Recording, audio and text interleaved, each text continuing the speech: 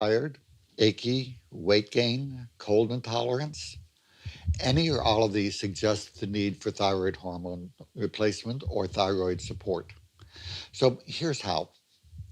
Number one, if you have these issues, it's perfectly reasonable to simply start with a little bit of iodine, not too much, because that can often support thyroid function. I recommend a form called triiodine. I would just use the 6.25 milligram, not the higher one. And I usually have people take it for one bottle. So you can take it for 30 to 90 days. And then most people can stop it and just be supported by the multivitamin. A very, very small percent of people will get horrible heartburn from that. It starts about 3 days after they take it. So if that happens, you need to stop it, and that takes 3 days to go away. But that's pretty rare, but just good to know. Next, many of you will find that supplementation with glandulars and other nutrients, and I like a mix called BMR complex. B like Bob, M like Mary, R like Robert complex. Very, very good. And another way you can get thyroid support without needing a prescription.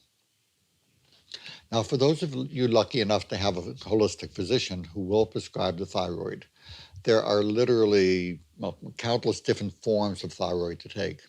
Most standard doctors will only use Synthroid or T4, which in many people is useless because that's not the problem. Reasonable to start with if they start there. I will start most people on desiccated thyroid, which is a mix of T4, T3, and the glandular by prescription. And in some people, they need just the pure T3 and sometimes at high amounts. So this is very, very individual. And working with a holistic doctor is really the best way to go. But again, a simple rule of thumb, do not adjust the thyroid to the blood tests. I adjust the thyroid to the form and dose that feels best to you, to each individual person, and then check the free T4. That's the only test needed to make sure that it is not too high, just for safety's sake.